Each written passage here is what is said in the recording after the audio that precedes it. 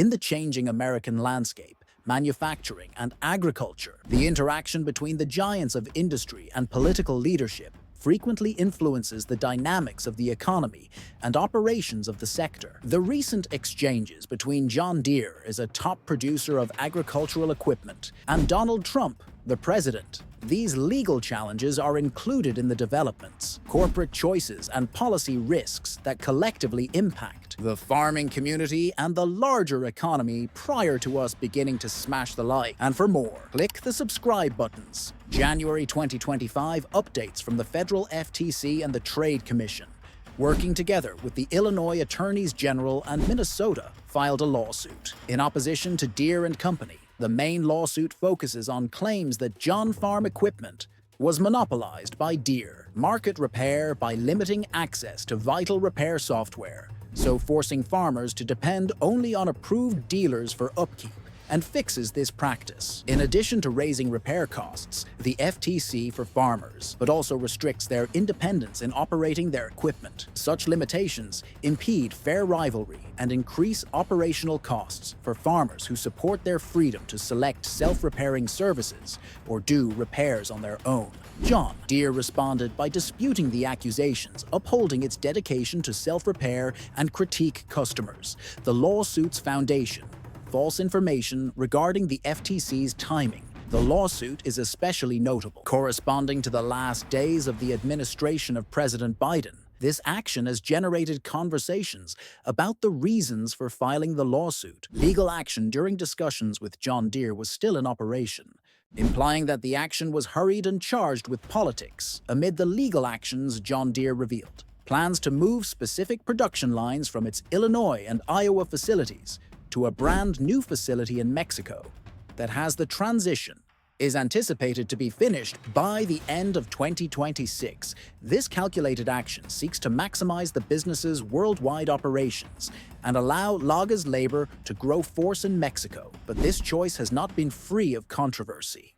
Donald Trump, the president-elect, is renowned for his America First policy position. In response, he threatened to enforce a John Deere imports are subject to a 200% tariff into United States if the business carried out its production change. To Trump's stance on Mexico highlights his broader economic approach to deter U.S. businesses that outsource work and manufacturing activities overseas with the goal of to maintain domestic jobs.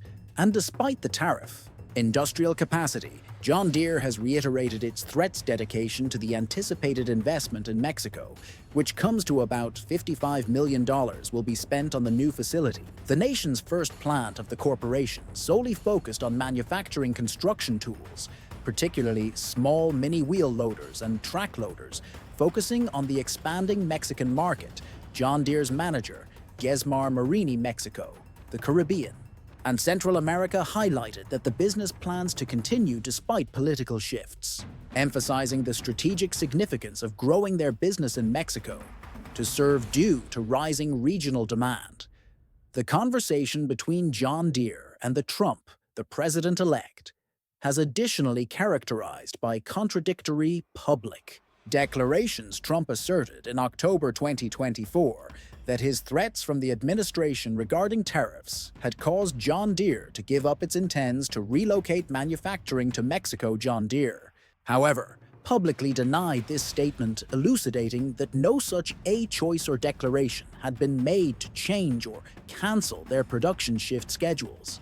A corporate representative verified that the moving of specific production activities to Mexico were going according to plan, opposing the Trump's narrative about the ongoing events involving John Deere and Trump. The president-elect has substantial consequences for the field of agriculture farmers who use John Deere's products.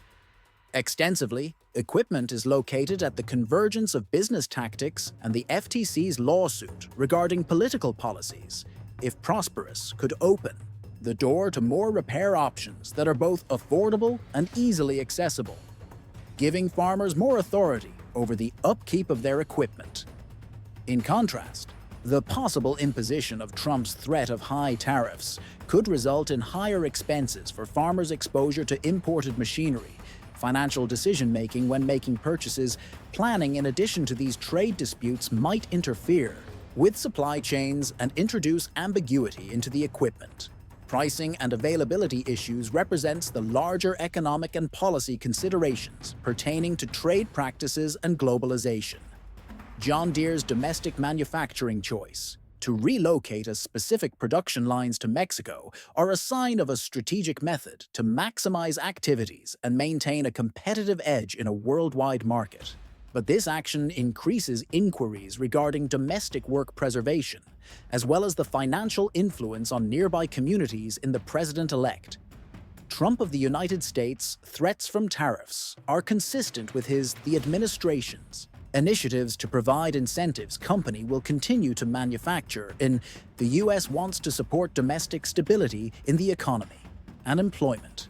Dynamic creates the conditions for possible negotiations and policy interventions that might change how the manufacturing trade relations and the landscape exchanges between John Deere, the essence of President-elect Donald Trump, an intricate interaction between corporate legal challenges to decision-making and political tactics, as the circumstances reveals the stakeholders in the agricultural industry and beyond are closely observing the results that possess the capacity to affect trade policies and manufacturing practices, and the financial health of agriculture communities. The settlement of these problems will probably have long-term consequences for how businesses manage operational choices in the backdrop of changing political and the changing economic landscape, conflicts involving John Deere and Donald Trump.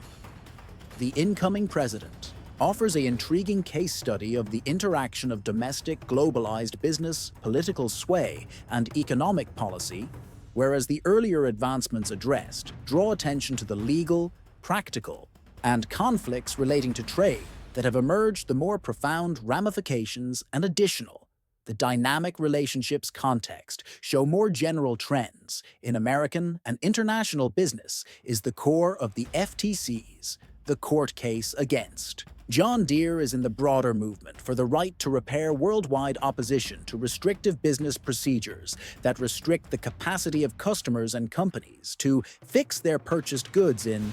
This problem arises in agriculture. Increased importance as farmers' incomes rely on their capacity to keep up with and fix the equipment they use on a daily basis for the last 10 years. Equipment has grown more intricate with cutting-edge GPS systems, proprietary and digital controls, tractors with software built-in harvesters, and other necessary equipment.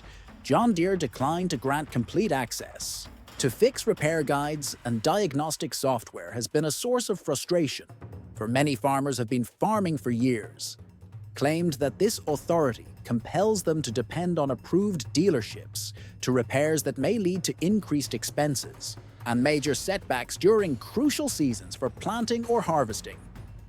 According to some, this is a modern-day type of rent-seeking monopoly, utilizing digital tools to exert undue influence over users.